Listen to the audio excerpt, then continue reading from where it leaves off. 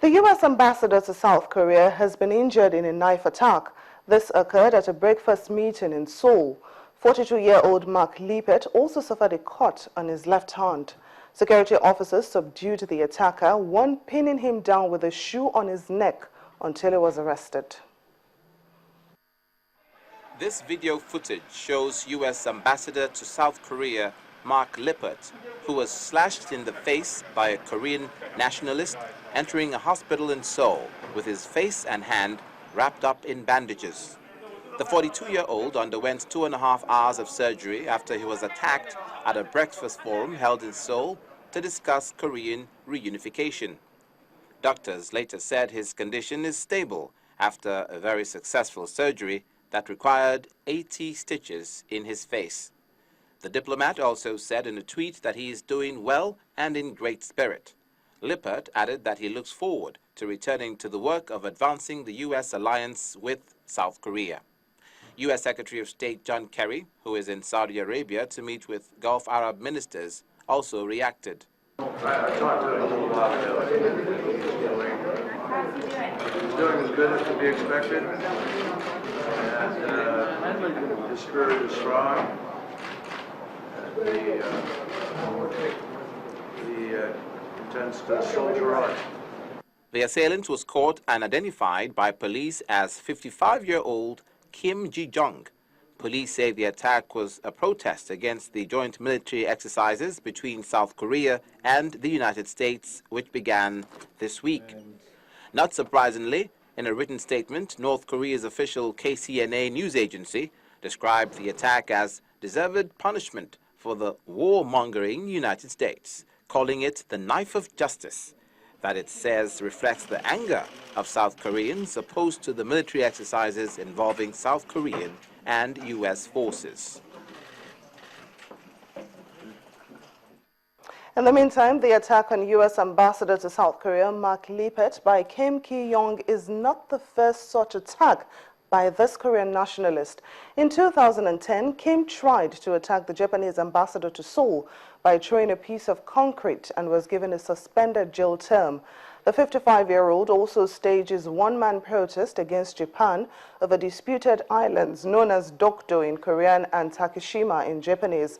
He was part of a small anti-Japanese demonstration on March the 1st near the site of today's attack. Now, the VOA's Yoon Young-cho, who is from the VOA's Korean service in Washington, joins us on the program via Skype. You're welcome to the program, Yoon. Hello, thank you for inviting me. Now, what is the U.S. government saying about this attack?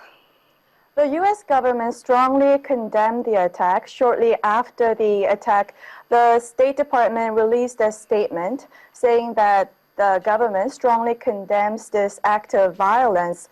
Now, the U.S. Embassy in Seoul is currently cooperating with local police authorities in Seoul.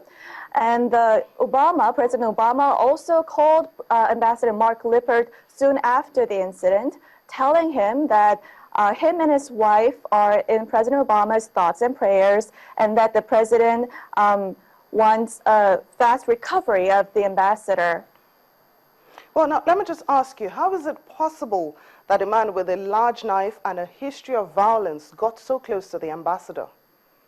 Actually, this person was not among those who were invited to the event, but he was already a member of the organization that hosted this event. The organization is a coalition of about 200 civic groups, and the assailant is also a leader of a local NGO. And that's why he could get through and get past the entrance. Now, there are criticisms that there weren't any security provided around the ambassador. Now, the U.S. Embassy didn't provide security for the ambassador, nor did the embassy ask for protection from the South Korean police. Now, the attacker belongs to a nationalist group that opposes foreign influence on South Korea's policy making. Is it possible that there are some or possibly lots of South Koreans who also share his view? Let me stress that this is a person who has a past history of violence. He leads a very radical group. He is very radical himself. But I gotta admit that there are a few of South Koreans who are radical. Just recently, last December, the South Korean Supreme Court dissolved a far-left small party which tried to seek to overthrow the South Korean government in the event of a North Korean war. Now, there are those who are radical in South Korea, but they are only a few in numbers. Well, finally, the attacker called for the unification of North and South Korea. Do you see this becoming a reality anytime soon or in the future?